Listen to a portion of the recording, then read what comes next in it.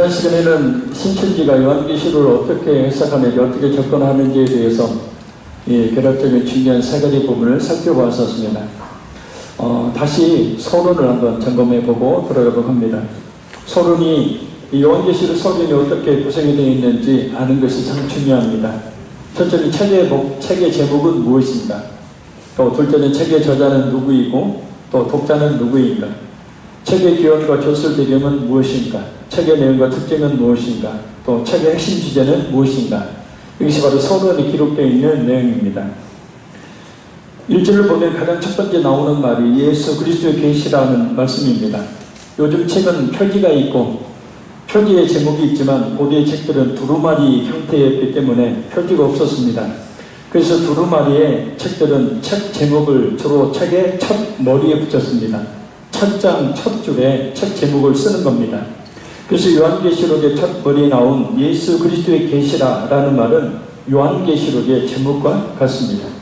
특히 요한계시록에서 첫 번째 나오는 예수 그리스도의, 이 의라는 말을 해석할 때 우리말 의는 소유격이죠. 그래서 이 소유격을 목적격적 소유격으로 해석하면 예수 그리스도의 계시라라는 뜻이고, 그것을 주격적 소유격으로 해석하면 예수 그리스도께서 주신 계시다라는 뜻입니다. 두 가지 다 의미가 상호 보완적으로 오늘 본문에 관계되지만 주격적 소유격으로 곧 예수 그리스도께서 주신 것으로 보는 것이 낫습니다. 요한계시록은 예수님께서 하나님께로부터 받은 계시를 사도 요한과 같은 종들에게 보여주신 것이기 때문입니다. 그렇다면 계시라는 말은 무슨 뜻인가? 이 계시라는 말은 헬라어로 아포칼립시스라는 말입니다. 이 말은 드러낸다라는 뜻이에요. 계시자가 계시를 받은 사람들에게 숨겨져 있는 사실을 밝히 드러내 주는 것을 말합니다. 사전을 보면 사람의 지혜로 알 수 없는 진리를 신이 가르쳐 알게 한 묵시라고 그렇게 뜻을 설명하고 있습니다. 그래서 예수 그리스도의 계시, 이 계시는 그리스도의 묵시라고 번역할 수 있습니다. 요한계시록이 묵시문학의 특징을 가지고 있기 때문입니다. 묵시문학의 특징은 초월성입니다. 뛰어넘는 거죠. 그래서 공간을 초월하고 시간을 초월하는 초월성을 가지고 있는 것이 묵시문학입니다. 대표적인 고향의 묵시문학이 다니엘서, 에스겔서 같은 성경이 묵시문학이죠. 이 묵시문학의 특징은 초월성이기 때문에 공간을 초월하고 시간을 초월하는 초월성으로 말미암아서 공간적인 초월은 하늘을 의미합니다. 이 땅을 초월하여 있는 하늘. 하늘은 3층천으로 구성이 되어 있다고 유대인들은 생각하죠. 1층천은 사람들이 사는 세상, 2층천은 마귀들이 지배하는 세상, 3층천은 전부 하나님이 계신 것. 그래서 모든 공간을 초월적 하늘을 의미하고 시간적 초월은 종말을 의미합니다. 종말. 그래서 묵시문학은 하늘과 종말에 대한 관심을 갖습니다. 하늘이 곧 종말과 관계된 미래적 사건들을 결정하는 형식을 가져요. 하늘의 미래적 사건을 결정짓는 장소이기도 하지만 미리 경험되는 곳이기도 합니다. 그래서 우리 예수님께서 우리에게 주기도문을 가르쳐 주실 때에 뜻이 하늘에서 이루어진 것 같이 땅에서도 이루어지리라. 할렐루야. 그래서 이 묵시문학의 특징은 하늘에서 이루어진다. 하나님께서 하늘에서 이루어진 그것을 이 땅에 실현하는 거죠. 그래서 하늘을 통한 미래적 사건의 현재화.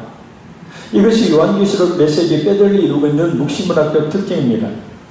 신천지뿐만 아니라 우리나라에 아니 세계적으로 기생했던 수많은 이단들이 공통적으로 요한계시록을 많이 들러주면서 잘못된 성경 해석 빼맞추기를 하는데, 이유는 뭐냐면 묵시문학이 이 요한계시록이 묵시문학의 특징으로 기록되어 있는데 그 묵시문학의 관점으로 보지 않는 거죠. 그리고 기록 대상이 곧 이 성경을 받는 대상이 1차적으로는 소아시아 지역에, 지금 터키를 중심으로 한 소아시아 지역의 7교회를 1차 대상으로 요한계시록이 쓰여졌고, 2차 대상은 모든 성도들이죠. 근데 신천지에서는 자신들을 첫 장막인 유재일의 장막 성전과 둘째 장막인 신천지 증거 장막 성전을 하면서 주신 말씀이라 그래. 성전이 한 개인 사이비 집단을 향하여 주신 말씀이라는 것, 이건 상식적으로도 이해할 수 없는 일이죠. 그래서 요한계시록은 묵시문학과 뗄 수가 없어요. 그래서 묵시문학적 관점에서 성경을 해석해 요한계시록이 쉽게 해석되고 바른 의미를 알 수가 있게 됩니다. 자, 1절을 다시 보겠습니다. 같이 한번 읽어요. 예수 그리스도의 계시라 이는 하나님이 그에게 주사 반드시 속히 일어날 일들을 그 종들에게 보이시려고 그의 천사를 그 종 요한에게 보내어 알게 하신 것이라. 아멘. 자, 예수님의 그 계시가 어떻게 우리에게까지 오게 되었는지 그 과정을 보여줍니다. 자, 순서를 보면 제일 첫 번째 그 계시가 누구에게서요? 예? 하나님이 그에게, 그가 누구예요? 예수님. 자, 예수님이 누구에게? 속히 될 일을 그 종들에게 보이시려고 그의 천사, 그 다음에 천사를 그 종 요한에게 보여, 사도 요한, 그리고 그 종들에게 보이시려고 소아시아에 있는 7교회, 오늘 모든 교회를 향한 말씀으로 주신 거죠. 그래서 요한계시록의 대상은 1차적으로 소아시아, 그 다음에 모든 교회 성도들, 신천지 집단에게만 준 게 아니고 신천지 집단에게만 그렇게 성경을 해석할 권리와 이만희에게만 성경 해석할 권리를 준 게 아니고 소아시아 7교회, 곧 7교회는 모든 교회를 대표하는 상징성을 가지고 있죠. 할렐루야. 그래서 7교회에 주신, 오늘날 모든 교회, 모든 성도에게 주신 말씀. 자, 이 말씀이 어디에서 발언됐다고요? 성부 하나님. 할렐루야. 요한계시록은 하나님께서 계시를 예수님께 주시고 그 예수님이 사도 요한에게 알게 하셔서 그 종들인 소아시아 7교회 곧 모든 교회에게 보여주신 성경 말씀이에요. 자, 그럼 그 계시의 내용은 무엇인가? 1절을 보면 반드시 속히 일어날 일들이라고 말씀합니다. 오늘로 보면 당위성을 의미하는 이 대라는 헬라어가 붙습니다. 일어나야만 하는 것들이라는 뜻이에요. 요한계시록의 내용은 두 가지 특징을 가지고 있습니다.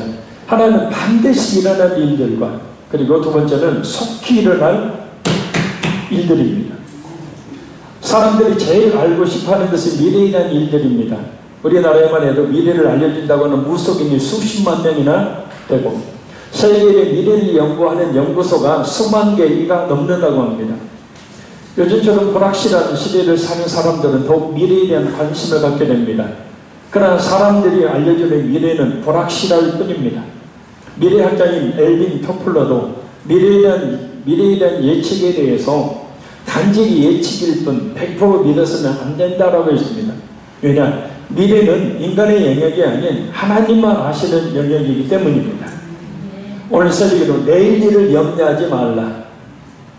할렐루야. 내일 일은 내일이 염려할 것이요 한날 괴로우면 그날로 촉하니라. 그래서 염려, 걱정은 믿음 없는 사람들이 하는 것이죠. 그래서 내일 일에 대한 관심, 이것이 오늘날 수많은 사람들이 가지고 있는 관심입니다. 그러나 요한계시록은 완전히 그것과 차원이 다른 성경이죠. 요한계시록은 하나님의 예수님을 통해 교회와 세상에 반드시 행할 일에 대해 그냥 일어날지 일어나지 않을지 그런 일이 아니라 반드시 일어날 일에 대해서 기록하고 있다는 거예요. 할렐루야. 예언이 아니라. 자, 예언의 의미에 대해서 지난 시간 살펴봤습니다. 미래의 일에 대해서 알고자 하는 것, 알려주는 것, 이것이 예언인데 성경이 말씀하는 예언은 뭐라고요? 하나님의 말씀을 전하는 거잖아요. 그래서 구약의 선지자를 의미하는 히브리어 나비라는 말이 뭐였어요?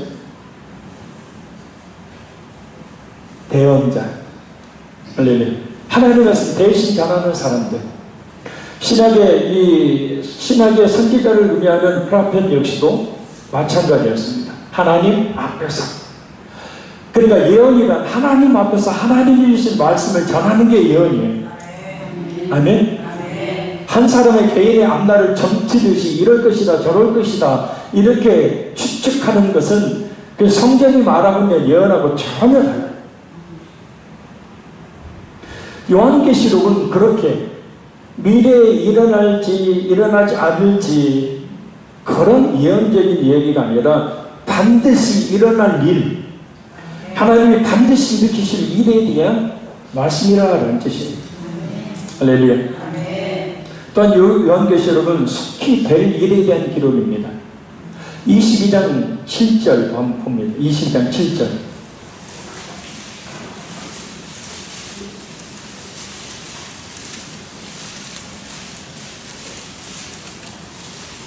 (22장 7절) 펴놓으시기 바랍니다. 같이 읽습니다. 시작. 보라 내가 속히 오리니 이 두루마리의 예언의 말씀을 지키는 자는 복이 있으리라 하더라. 아멘. 자, 12절 봅니다. 12절 시작. 보라 내가 속히 오리니 내가 줄 상이 내게 있어 각 사람에게 그가 하는 대로 갚아주리라. 아멘. 자, 20절 읽습니다. 이것들을 증언하신 이가 이르시되 내가 진실로 속히 오리라 하시거늘 아멘. 주 예수여 오시옵소서. 아멘. 자, 무려 3번이나 예수님이 내가 속히 오리라 라고 말씀합니다. 그러면 속히 오셔야지 왜 2000년이 훨씬 지난 지금까지도 예수님은 오시지 않을까요?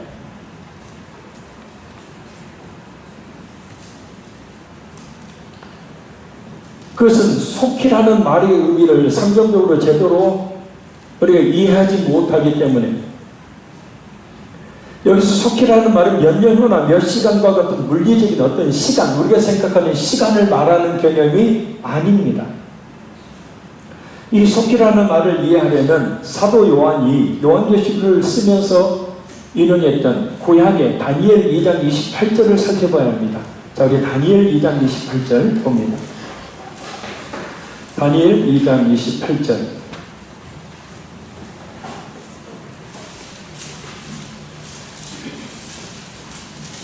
다니엘서 2장 28절 제가 읽겠습니다. 오직 은밀한 것을 나타내실 이는 하늘에 계신 하나님이시라. 그가 느부갓네살 왕에게 후일 될 일을 알게 하셨나이다. 아멘. 자, 여기서 후일은 마지막 날이라고 하는 종말을 말합니다. 다니엘 2장은 종말에 일어날 일들에 대한 계시입니다. 이러한 일들은 다니엘이 살던 시대가 아닌 다니엘의 시대로부터 후일 곧 종말에 될 일을 말합니다. 다니엘이 말한 종말의 날 후일을 사도 요한은 뭐라고 기록하냐면 속히라는, 우리가 오늘 보면 속히라는 말로 썼던 겁니다. 곧 후일과 마지막 날과 종말은 같은 말입니다. 따라서 다니엘이 말한 후일은 예수님의 초림을 통해서 이미 성취되었고 예수님의 재림으로 완성될 것을 말합니다. 종말에 일어날 일들이란 모두 예수님이 오시면 일어날 일들을 말하는 거예요. 결국 다니엘이 말한 종말은 예수님의 오심을 말하는 것이었던 거예요. 할렐루야. 그러니까 다시 다니엘이 환상 중에 받았던 그 계시는 예수님이 이 땅에 초림하시는 것을 말해요. 예수님이 이 땅에 오심을 지금 뭡니까? 후일에 될 일. 메시아신 예수님의 오심은 역사적으로 초림과 재림의 두 단계에 걸쳐 일어나죠.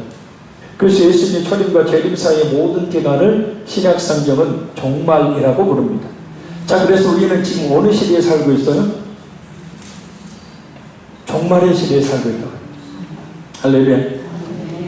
그래서 예수님의 초림이 이루어졌기 때문에 신약시대의 시점에서 보면 예수님의 초림부터 재림까지의 모든 일은 속히 일어날 일들이 되는 거예요. 할렐루야. 결국 사도 요한이 말하고 있는 속히라는 말은 예수님의 초림과 재림으로 이루어지는 종말이라는 그 시간 속에서 하는 말입니다. 예수님의 초림으로 일어났고 예수님의 재림으로 반드시 일어날 모든 일에 대한 기록을 이야기하는 거예요. 따라서 요한계시록은 지금 반드시 일어나고 있고 앞으로 반드시 일어날 일에 대한 말씀입니다. 그래서 2절을 보면 사도 요한은 바로 그 종말이라는 시간 속에서 이루어질 일에 대해 기록했다고 말합니다. 요한은 하나님의 말씀과 예수 그리스도의 증거, 곧 자기가 본 것을 다 증언하였느니라. 아멘. 신천지에서는 속히 될 일이 계시록 1장과 1장에서 22장 계시록 전체라고 이야기합니다. 곧 요한계시록 전체가 당시에 아직 발생하지 않은 일을 기록했다고 가정하는 거예요. 그러니까 사도 요한이 요한계시록을 쓸 때 그 요한계시록은 그때는 일어나지 않는 일을 기록했다는 거예요. 그래서 그들은 이러한 예언의 말씀을 세상에 알리는데 2000년이라는 시간이 필요했다. 그래서 그때는 그것이 이루어지지 않고, 그래서 2000년 동안에 감춰져 있다가 성취의 때가 되면 기록된 모든 일이 속히 행한다. 그 요한계시록을 신천지에서 이만희가 바르게 해석을 하고, 신천지의 해석을 통해서 성취의 때, 그 속히 될 일이 신천지를 통해서 이루어진다는 말도 되지 않는 억지 논리를 펴고 있는 거죠. 이런 주장은 우리가 지난 시간에 살펴보았듯이 신천지 환상계시와 또 실상계시라는 계시론에 근거합니다. 자, 다시 이야기합니다. 요한계시록에서 말씀하고 있는 반드시 일어날, 속히 일어날 그 일, 그래서 또 예수님의 재림 때부터 예수 초림 때부터 예수님의 재림 때까지 일어났고 일어나고 있고 앞으로 반드시 일어날 일들이라는 거예요. 할렐루야. 그러니까 요한계시록의 말씀이 지금 뭐 하고 있어요? 이루어지고 있다는 거예요. 요한계시록에 기록된 말씀이 지금 행해지고 있다는 거죠. 이제 뒷부분으로 가보면 어떻게 행해지고 있는지 우리가 잘 알죠. 알 수 있죠. 요한계시록은 참으로 엄청난 하나님의 말씀이요 책입니다. 그래서 3절에 뭐라고 말씀합니까? 우리 같이 읽습니다.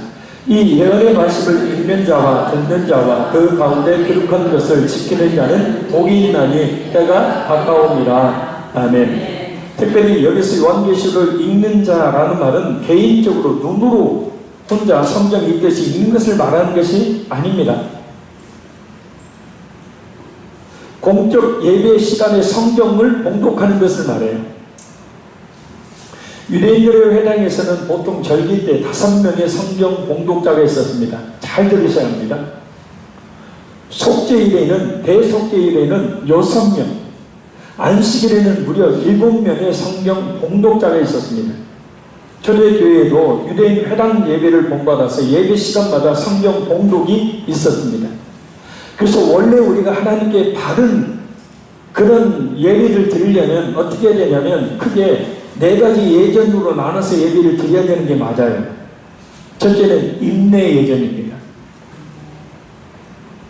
모든 성도들이 입장하면서 하나님께 예배를 드리는 준비를 하는 임내 예전이고, 그 다음에 이루어지는 것이 뭐냐면 바로 성찬 예전입니다. 성찬. 그래서 사실은 매주일 성찬식을 행해야 돼요. 그 다음에 세 번째는 말씀 예전이 있어요.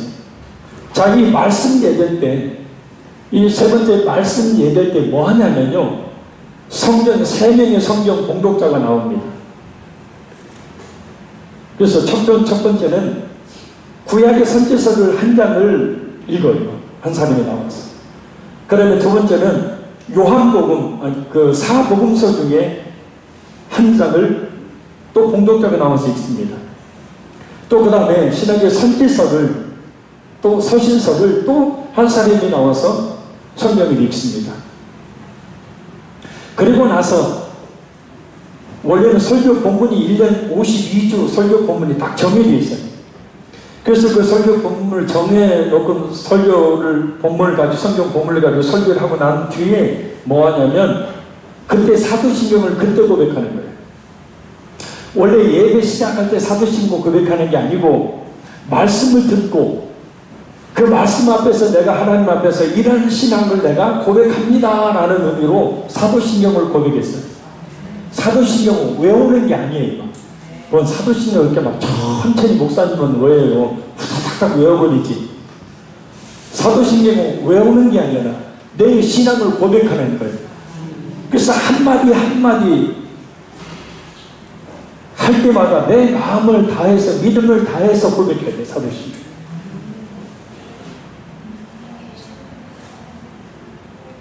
어떤 분은 사도신경 고백도 안 하더만 하나님 안에 신앙이 없다는 얘기죠. 그래서 사도신경을 고백하느냐 고백하지 않느냐는 당시에 초대교회에 보면 그 사람이 예수님을 믿느냐 믿지 않느냐를 판가름으로 하는 기준으로 삼았어요. 자, 그리고 다음 주에는 이제 폐회 예견이 있습니다. 모든 예배를 마치고 이런 설교자가 또 성경 봉독자들, 사회자가 모든 성도들이 기립한 상태에서 교회로 빠져나가며 찬양대가 찬양을 부르며 온 성도들이 찬양을 부르는, 자, 이것이 이제 바른 예배고, 우리가 지금 드리고 있는 이 예배는 부흥의식 예배입니다.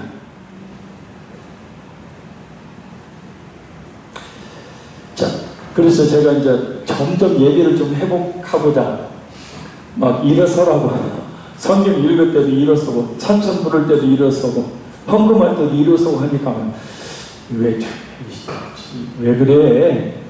그게 아니고요. 성경적인 예배를 그래도 조금이라도 회복해봅니다. 자, 따라합니다. 예배는 은혜 받는 시간이 아니다. 예배는 영광을 돌리는 시간이다. 그래서 주일 낮 예배, 주일 낮 예배만큼은 은혜 받으려고 하는 생각은 버려야 돼요. 무슨 얘기냐? 온 마음을 다해서 찬송 한마디를 하고 한곡을 하고 기도를 하고 온 마음을 다해서 하나님께서 받으십니다. 할렐루야. 그래서 찬양계의 찬양도 복음성가를 하면 안 되고, 그 복음성가는 사람을 향한 노래잖아요. 사람을 향한 노래를 찬양대가 하면 안 되고, 하나님의 이름과 하나님의 역사하심의 그 사건들을 노래하는 찬양을 해야 돼요. 그래서 찬양대가 찬양을 할 때 우리가 일어섰잖아요. 왜냐면 이 찬양대 누가 자나, 누가 찬송 잘하나, 왜 표정이 저 모양이냐, 왜 저렇게 보기를 수도 있다냐. 찬양대 그 모양을 보라고 하는 게 아니라 같이 찬양하라는 거예요. 할렐루야. 그러니까 예배의 순서 하나하나가 다 뭐냐면 하나님의 영광과 직결됩니다. 설교 듣는 시간이 두 가지로 와요. 하나님 앞에 예배 드리겠는데, 설교 시간에 누가 핸드폰 해요? 설교 시간에 전화 왔다고 꼬르륵 누가 나가요? 하나님 앞에 예배하고 있는데요. 영과 진리로 예배하는 자를 찾으십니다. 그렇게 온 마음을 다해서 찬양하며 기도하며 하나님께 진짜 모든 영광을 돌리는 예배를 드릴 때 진정한 은혜가 임하는 거예요. 할렐루야. 그러니까 은혜 받으려고 예배 드리지 말라는 얘기는 뭐냐면, 야, 오늘 찬송 무슨 찬송하려나? 오늘 설교 말씀 좀 어떻게 은혜로울라나? 이런 생각을 버려야 한다고요. 아멘.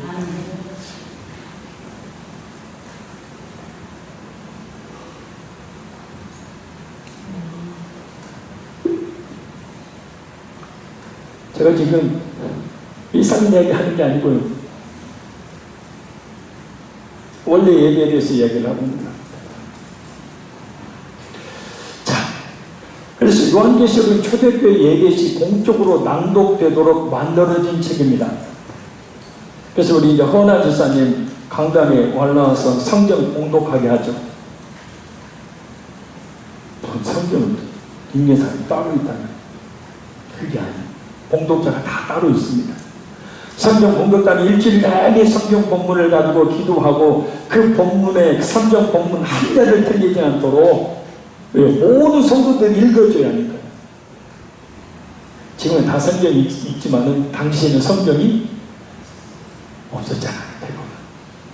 그러니 정확하게 성경을 읽어줘야 되는 거예요. 그래서 요한계시록의 성경은 뭐냐면 공예배 때 읽도록 쓰여진 성경이에요. 할렐루야. 그래서 공동자가 요한계시록을 소리내 읽으면 나머지 성도들은 잘 듣는 거예요. 할렐루야. 그래서 요한계시록은 교회 공동체에서 읽고 들어야 될 말씀입니다. 어렵다고 숨길 성경이 아니라 모든 성도들이 날마다 읽고 들어야 될 말씀이 요한계시록이랍니다. 근데 요한계시록을 너무 어려운 성경으로 잘못 해석하면 큰일 나는 것처럼 여기서 한국교회에서는 요한계시록을 잘 설계하지 않았죠. 자, 그렇다고 단순히 읽고 듣는 것으로 만족해서는 안 됩니다. 순종하여 지킴으로 열매를 맺어야 합니다. 들음과 순종, 믿음과 실천은 반드시 연결되어야 합니다. 왜? 행함이 없는 믿음은 죽은 믿음, 진짜 믿음이 아니기 때문에 그것을 지켜야 하는 거예요. 그래서 그 가운데 기록한 것을 지키는 자는 복이 있나니 라고 말씀하는 겁니다. 자, 지금까지 요한계시록 서원에 대해 해당하는 1절에서 3절까지를 살펴보았습니다. 이제 요한계시록의 인사말과 성령에 해당하는 4절에서 6절까지 말씀을 살펴보도록 합니다. 자, 편지는 지금까지 옛날 일이나 일정한 옛날에는 지금 일정한 형식이 있죠. 우리 편지 쓸 때 제일 첫머리 뭘 씁니까? 예? 예? 편지 써본 지가 수십 년 되셨죠. 편지 쓸 때 제일 먼저 뭐라고 써요? 예? 권명수 검사님 혼자 얘기했어요. 예? 네, 누구에게? 개똥이에게. 제일 먼저 받는 사람은 쓰죠. 그리고 인사말을 쓰고 본론으로 들어갑니다. 사랑하는 개똥아, 개똥 먹고 잘 살고 있느냐? 휴가 난 다음에 이제 본론을 쓰고 마지막에 인사말. 그래서 개똥 많이 먹고 건강하게 잘 살아라. 엄마가 보내는 사람은 제일 나중에 쓰죠. 근데 요한계시록이 쓰일 당시 편지 습관은 정반대였습니다. 보내는 사람을 제일 먼저 쓰고 그 다음 곧바로 받는 사람 이름을 썼어요. 그 다음 인사말을 쓰는 거예요. 당시 편지가 두루마리 형태였기 때문입니다. 그래서 사도 요한은 이렇게 씁니다. 요한은 아시아에 있는 7교회 편지하노니, 지금 누가 편지한다고요? 요한이 편지 받는 사람이 누구예요? 아시아에 있는 7교회. 자, 보내는 사람, 받는 사람을 제일 먼저 써요. 그리고 이제 나오는 게 뭐예요? 인사말. 예수 그리스도로 말미암아 은혜와 평강이 너희에 있기를 원하노라. 할렐루야.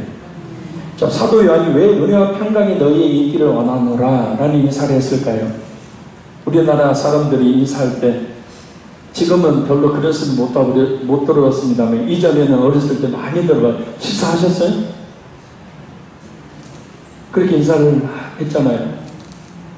안 그래? 굿모닝 그랬어요? 식사하셨어요? 그냥.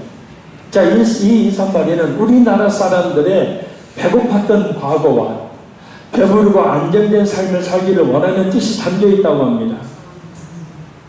이렇게 어려울 때에 식사는 하셨습니까? 앞으로도 식사 잘 하기를 바랍니다 라는 의미로 식사하셨어요? 요즘은 식사하셨어요? 하면 뭐라고 그래요? 많이 먹고 죽으라는 거냐? 영어권에서는 굿모닝이라고 인사를 하죠. 굿은 좋은, 모닝, 아침, 좋은 아침이라는 뜻이죠. 왜 이런 인사가 나오냐면 비가 자주 내리는 영국에서 사람들이 얼마나 햇빛 나는 좋은 날씨를 소망했는가를 반영하는 인사라고 해요. 좋은 날씨의 아침, 굿모닝. 자, 인사말은 인사하는 사람의 어떤 의도나 마음이 거기에 포함된다는 거죠. 나타나게 된다는 겁니다. 자, 사도 요한이 아시아에 있는 7교회에 편지하면서 한 인사는 은혜와 평강이 너희 있기를 원한다. 자, 은혜는 잘 들어보십시오. 자격 없는 자에게 베푸는 무조건적인 사랑. 자격 없는 자에게 베푸는 무조건적인 사랑. 그것이 은혜입니다. 어떤 조건을 내걸고 사랑을 베푼다면 그 은혜가 아니잖아요. 하나님께서 죄인이어서 영원한 멸망을 당해 마땅한 자격이 없는 나를 예수님의 십자가에 내어주시고 사랑하시는 그 무조건적인 사랑, 그것이 은혜. 그리고 평강은 이고리어로 샬롬이라는 말이죠. 온전하고 풍성한 삶. 그래서 이 말씀은 죄인된 우리 인간에게 가장 필요한 선물인 은혜와 평강은 오직 하나님께서만 우리 인간에게 줄 수 있는 선물이라는 인사입니다. 할렐루야. 그래서 인사할 때 밥 먹었어? 그러지 말고 은혜와 평강이 있기를 바라요. 저 옆에 분 인사합니다. 늘 은혜와 평강이 있기를 바랍니다.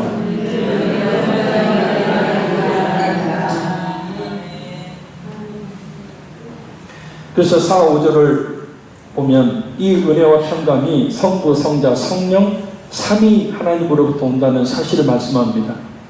4절을 보면 성부 하나님에 대해서 이제도 계시고 전에도 계셨고 장차 오실 이로, 또 4절을 보면 성령 하나님에 대해서 보좌 앞에 있는 7명, 그리고 5절을 보면 성자 하나님에 대해서 충성된 증인으로 죽은 자들 가운데에서 먼저 나시고 땅의 임금들의 머리가 되신 예수 그리스도라고 말씀하고 있는 것을 볼 수 있습니다. 자, 그럼 오늘은 성부 하나님과 성령 하나님에 대해서 오늘 본문을 통해서 간략하게 살펴보도록 합니다. 사도 요한은 성부 하나님을 이제도 계시고 전에도 계셨고 장차 오실이라고 말해요.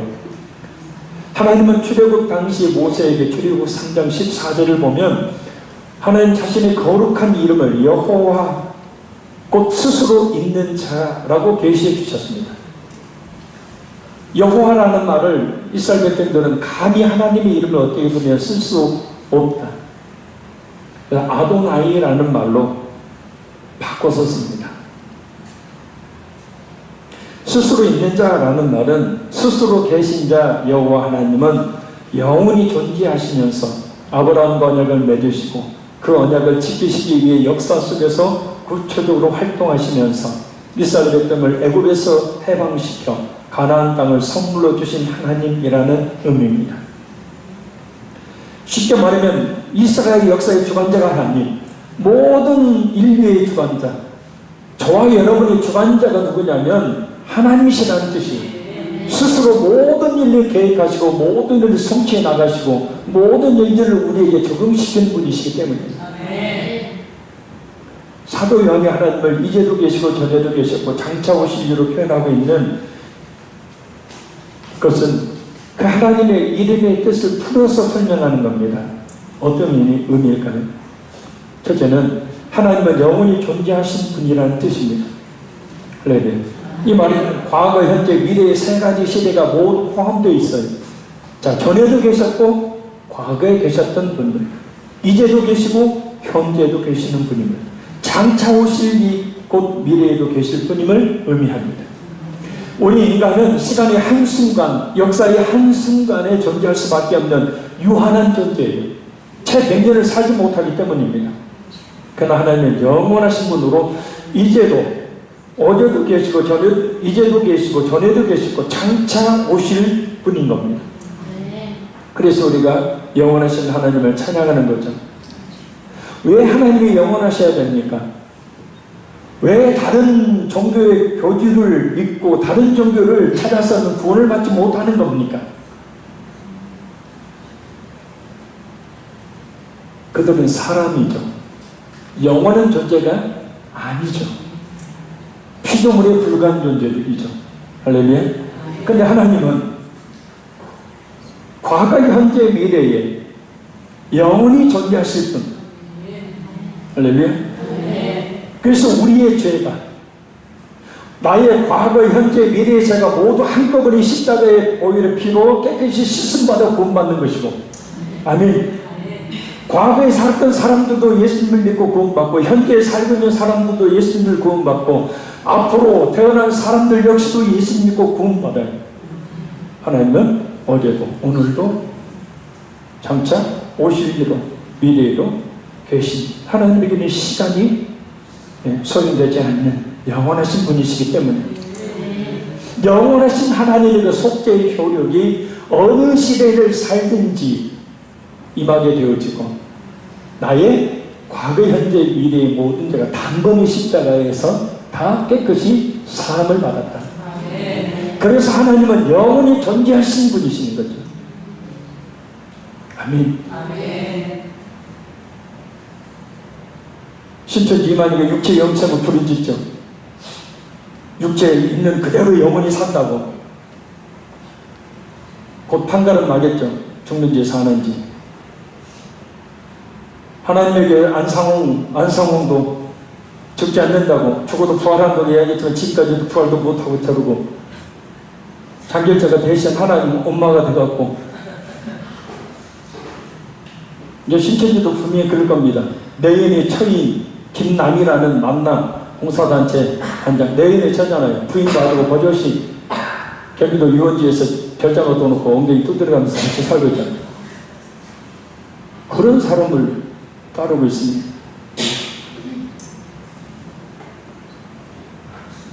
둘째, 하나님의 역사를 자신의 계획과 목적에 따라 완성하신 분이라는 뜻입니다. 사도 요한은 미래로 계실 분이라는 병적인 표현 대신에 장차 오실 분이라는 역동적인 표현을 사용하고 있습니다. 장차 오신다는 것은 하나님의 자신의 구속 계획에 따라 미래에 예수님을 재림시키심으로 역사를 완성하실 것을 말해요. 할렐루야. 그래서 예수님이 재림하시는 역사는 중단입니다. 역사는 완성되는 거예요. 좁혀서 보면 나 죽으면 나와 관계된 역사는 그걸로 끝나는 거죠. 죽고 난 뒤에 명복을 빕니다라는 말이 잘못됐다는 말이라고 그랬어요. 죽어서 복 받기를 원한다. 이것은 있을 수 없어요. 살았습니다. 살아있을 때 예수님 믿어야 진정한 영원히 천국에서 사는 복을 받기 때문에. 부모님도 돌아가시고 난 뒤에 가슴 쥐어 뜯으며 머리 쥐어 뽑으며 3년 동안 상복 입고 산소 요지 그럴싸하게 호화스럽게 만들어놓고 그 앞에서 절하고 울고 통곡해도 아무 소용없어요. 지금 살아계실 때 예수님 믿도록. 그게 가장 큰 복이에요.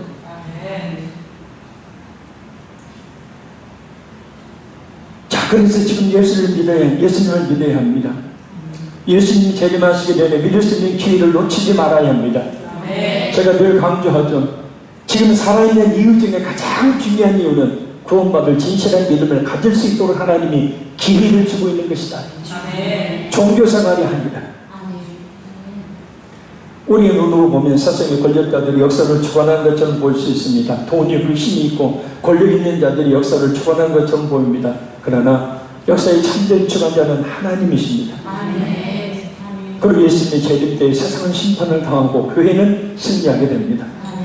그래서 우리가 비록 세상을 사는 동안 환난을 당하지만 담대해야 되는 것은 예수님의 세상을 이기셨고 장차 이 세상의 역사는 하나님의 심판으로 완성될 것이고 우리는 반드시 이기기 때문입니다. 자, 이제 4절의 보좌 7영이라고 표현된 성령 하나님에 대해 잠시 살펴보고 말씀을 마칩니다. 보좌 앞에 7영으로 계신 성령님은 성부 하나님의 뜻에 따라 역사 속에서 적극적으로 활동하신 분이죠. 하나님께서 역사 속에서 자신의 구속 계획을 이루어 가실 때에 성령님을 통해서 역사하셔요. 할렐루야. 성령님께서 하나님의 그 구속 계획을 사람들 하여금 믿도록 적용하시는 역할을 하시는 겁니다. 그래서 성령이 믿는 성도의 어디예요? 마음에. 그래서 믿는 성도 속에 성령이 계셔서 그 성령께서 예수님을 믿을 수 있도록, 그러니까 믿는 것, 성령이 임하는 것, 거듭나는 것, 이것은 한순간에 일어나는 동시적인 사건이에요. 성령님을 통하지 않고는 그래서 예수님을 믿을 수 없는 겁니다. 성령으로 거듭나야 예수님을 믿는 거예요. 자, 그럼 사도 요한은 왜 성령님을 일곱 영이라 불렀을까요? 요한계시록에는 총 4곳에서 성령을 일곱 영이라고 부르고 있습니다. 우리 네 군데 좀 제가 지난 시간에 4시에 끝낸다고 했는데 5분만 더 설교할게. 빨리 한번 찾아봅니다. 중요하니까. 1장 4절 같이 있습니다. 시작. 요한은 아시아에 있는 7교회에 편지하노니 이제도 계시고 전에도 계셨고 장차 오실 이와 그의 보좌 앞에 있는 7영과 아는 3장 1절 3장 1절 시작.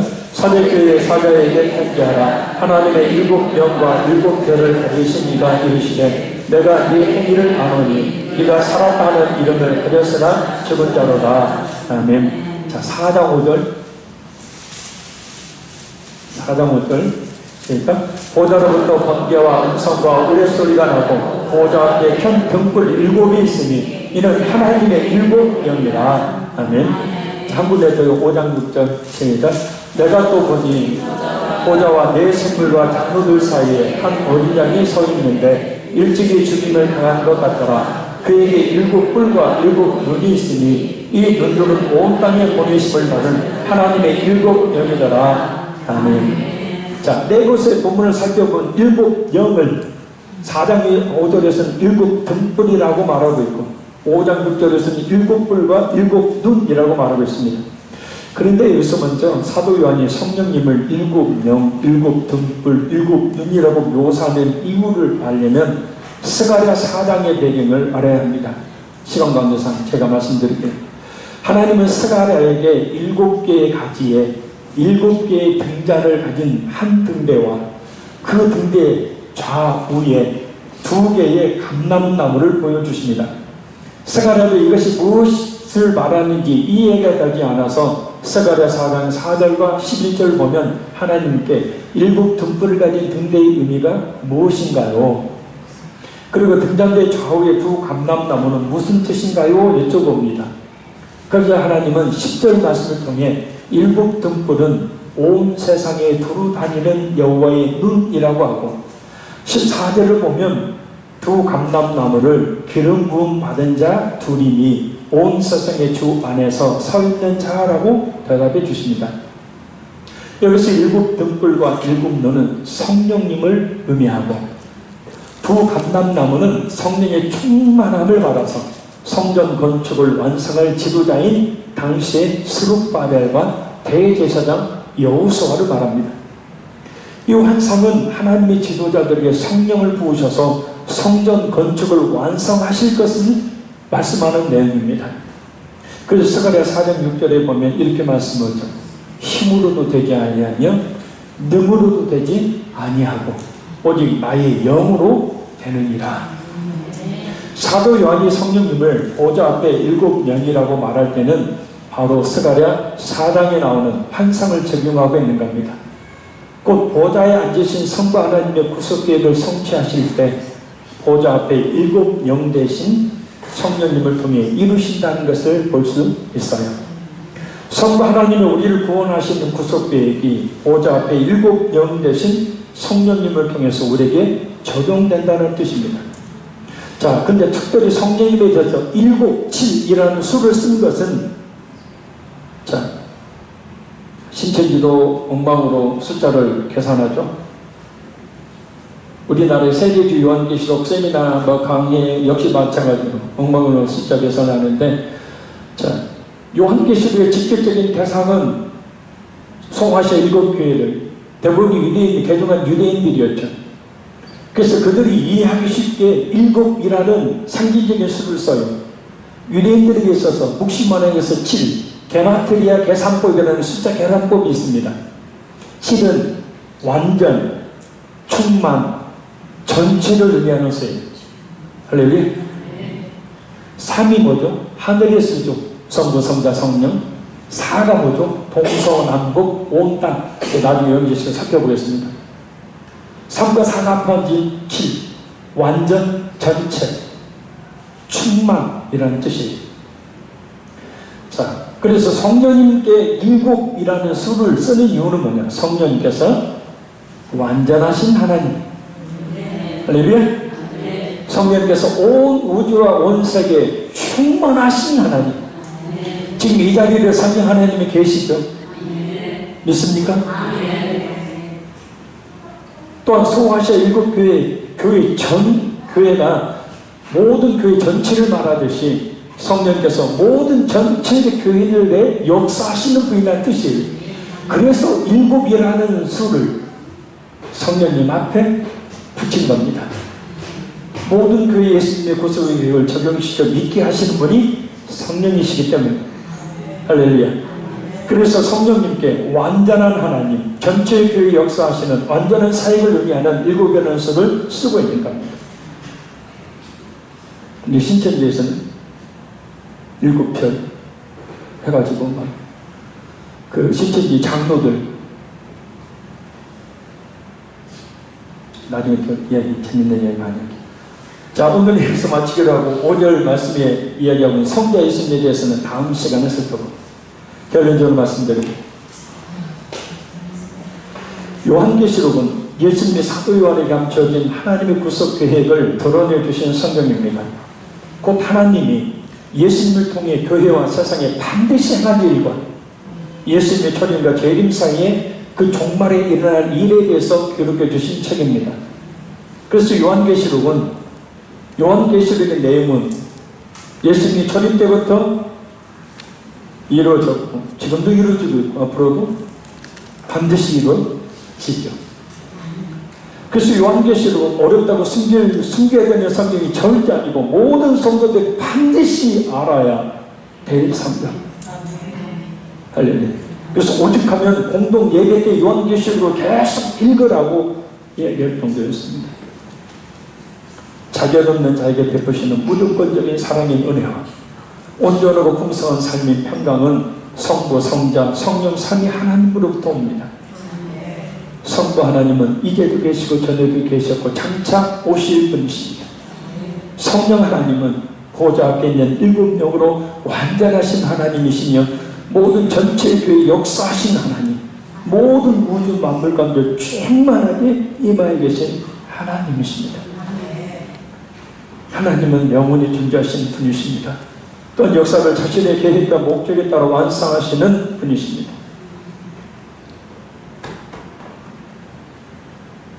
내 삶을 나를 주관하고 계시는 분이 하나님이십니다.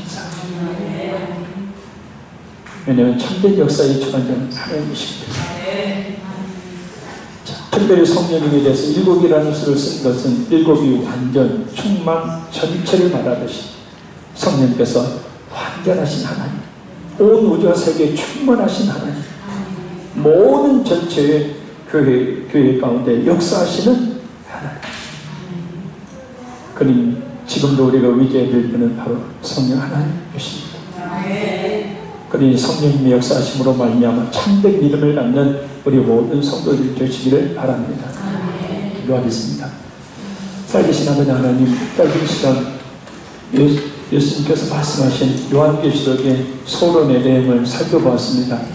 요한계시록을 어려운 성경으로 여기지 않고 하나님께서 우리에게 주신 계시의 말씀으로 여겨 늘 읽고 들음으로 이 요한계시록 교육에 있는 모든 것을 지켜야 함으로 복된 자가 될 수 있는 우리에게 도와주시기를 간절히 원합니다.